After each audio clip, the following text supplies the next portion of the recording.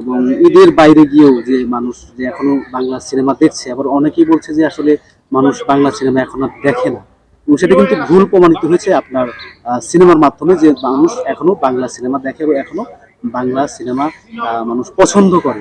এই যে দীর্ঘদিন পর মানুষ আবারও হলে ফিরে গেল এবং আপনার একটি ছবির মাধ্যমে, এই বিষয়টা আপনার কাছে কেমন লাগছে? এই বিষয়টা আমার কাছে খুবই আনন্দের, এবং এটা আমি শুধু আমার কাছে না, এটা পুরো বাংলাদেশ চলচ্চিত্রের জন্য, পুরো চলচ্চিত্রের জন্য এটা খুবই আনন্দের। আমি বলবো কি, যে দেখেন, মানুষ সিনেমা দেখতে চায়। আমরা আমরাও ছোটবেলা অনেক সিনেমা দেখেছি। মানুষ যে ধরনের সিনেমা দেখতে চায়, মানুষ যে ধরনের আবেগ হলে দেখতে চায় এবং যে ধরনের বিবেক হলে দেখতে চায়, ওই ধরনের গল্প থেকে আমরা বের হয়ে আসছি, যার কারণে মানুষ হল থেকে একটু বিমুখ হয়ে গিয়েছিল। গণমানুষের ছবি এবং মানুষের কথা বলার ছবি যদি হলে দেওয়া যায়, আপনার ঈদ হোক ঈদ ছাড়াও হোক, মানুষ ছবি দেখতে হলে যাবে। কারণ সিনেমা হচ্ছে আপনার বিনোদনের সবচেয়ে বড় একটা মাধ্যম, একটা প্ল্যাটফর্ম। এটা কখনোই ধ্বংস হয়ে যেতে পারে না। আপনি দেখেন, গোয়ার ছবিতে আমি আগেও বলেছিলাম, ছবিটা রিলিজ হওয়ার আগে যখন শুধু ট্রেইলারটা ওপেন হয়, যে এটা একটা গণমানুষের ছবি। মানুষ আমার কথা বিশ্বাস করে কিন্তু হলমুখী হয়েছে। মানুষ হলমুখী হওয়ার পরে মানুষ যখন দেখলো যে না, সত্যি আমি সিনেমার পর্দায় গণমানুষের কথা বলেছি, সিনেমার পর্দায় আমি একটা জারজ সন্তানের কথা বলেছি, সিনেমার পর্দায় আমি একটা ধর্ষিতা বোনের কথা বলেছি, আমার চিৎকার, আমার আকুতি, আমার মিনতি যখন দর্শকের উপরে চলে যায়, তখনই দর্শক ছবিটা গ্রহণ করেছে। আপনার আমি বিনয়ের সাথে বলবো যে ঈদের পর কোন ছবি তৃতীয় সপ্তাহ পর্যন্ত হল মালিকরা পছন্দ করছে, এই ছবিটার নাম গোয়ার। এটা ভীষণ আনন্দের, এবং আমি বলবো এটা ভীষণ কষ্টের, মানে সাফল্যের এক টুকরো রুটি।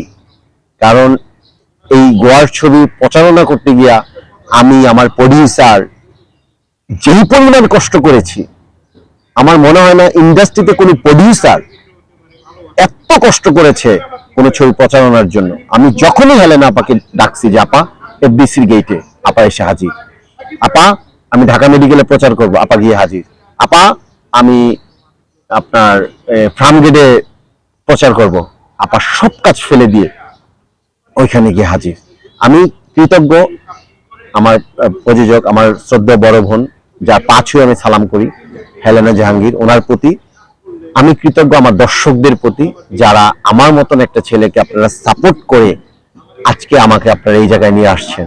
দর্শক আপনারা যদি আমাকে ভালো না বাসতেন, আপনারা যদি আমাকে রিসিভ না করতেন, আপনারা যদি আমাকে মমতা না দেখাতেন, তাহলে কিন্তু আজকে গোয়ারের পরে এতগুলো ছবি আমার হাতে আসতো না, বা আমি একটা ভালো অবস্থানে যেতে পারতাম না। আমি সারা জীবন আপনাদের কাছে কৃতজ্ঞ থাকবো, আমি আল্লাহর কাছে কৃতজ্ঞ, এবং আপনাদের এই ভালোবাসা আমি ধরে রাখার জন্য আমার যত স্ট্রাগল করতে হয়, যত কষ্ট করতে হয়, আমি করে যাব।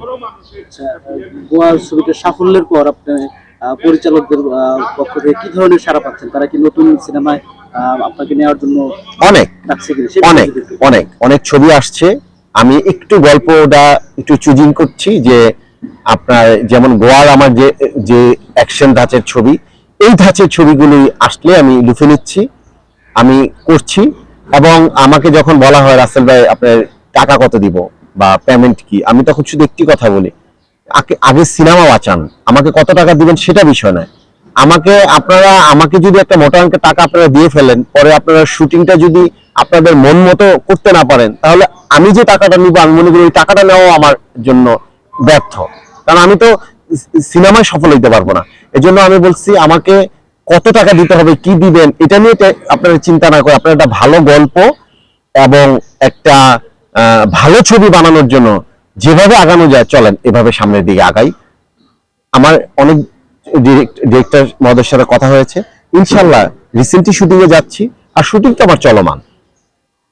আচ্ছা, বাংলা সিনেমার শুটিং আবারও কি ফিরিয়ে আনা সম্ভব কিনা, ইনশাআল্লাহ ফিরিয়ে আনতে কি কি করা প্রয়োজন বলে আপনি মনে করছেন এই মুহূর্তে? বাংলা সিনেমা ফিরিয়ে আনার জন্য আগে আমাদের সবার এক হতে হবে। দর্শক কি ধরনের ছবি দেখতে চায়, ওই ধরনের ছবি বানাতে হবে। এবং দেখেন, আমি একটি কথা বলবো, যে মানুষ যে ধরনের ছবি দেখে এই ধরনের ছবি বানাতে হবে। দর্শক একটু মানে হলের মধ্যে একটু অ্যাকশন ছবি দেখতে চায়, একটু প্রতিবাদী কণ্ঠ দেখতে চায়, একটু আপনার বাবার সেন্টিমেন্ট, মায়ের সেন্টিমেন্ট, বোনের সেন্টিমেন্ট দেখতে চায়। এই সেন্টিমেন্ট গুলো যখনই আমরা পর্দায় নিয়ে আসি তখনই ছবিগুলো হিট হয়ে যায়, সুপার হিট হয়ে যায়। আমি বিশ্বাস করি আমার প্রত্যেকটা ছবিতে এরকম দারুণ দারুণ সেন্টিমেন্ট থাকবে। আপনারা ছবিগুলো দেখবেন, আপনাদের ভালো লাগবে। একটু আবুল সরকারের প্রসঙ্গে যাই। তো আবুল সরকারকে নিয়ে শিল্পীরা অনেকেই বিভিন্ন ধরনের মন্তব্য করেছেন এবং অনেক শিল্পীরা এর প্রতিবাদ জানিয়েছেন এবং অনেকেই আবার ওনার পক্ষে দাঁড়িয়েছেন। এবং আজকেও আমি দেখলাম যে আপনি একটি ফেসবুকে স্ট্যাটাস দিয়েছেন। তো আবুল সরকার সম্পর্কে একটু বিষয় জানতে চাচ্ছি আপনার কাছে। উনি খুব সম্ভবত একজন বাউল শিল্পী। আমি এইটুকু বলবো, আমার একটা নাটকে আমি একটা ডায়লগ দিয়েছিলাম যে আত্মহত্যা যদি মহাপাপ না হইতো তাহলে আমি আত্মহত্যা করতাম।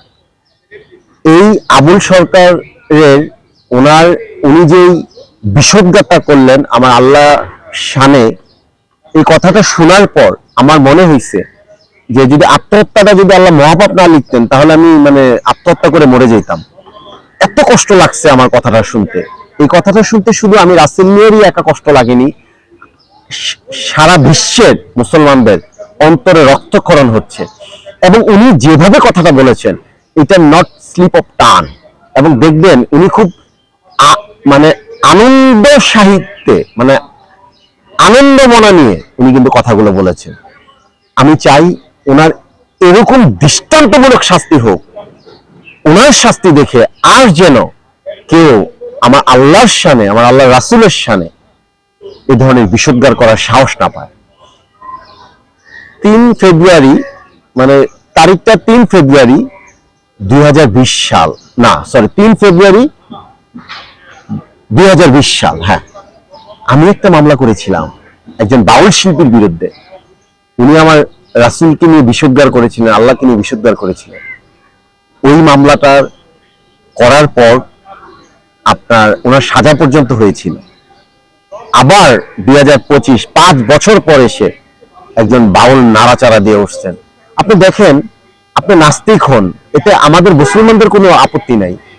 আপনি হিন্দু হন, আমাদের কোনো আপত্তি নাই। আপনি খ্রিস্টান হন, বৌদ্ধ হন, আপনি যে ধর্মের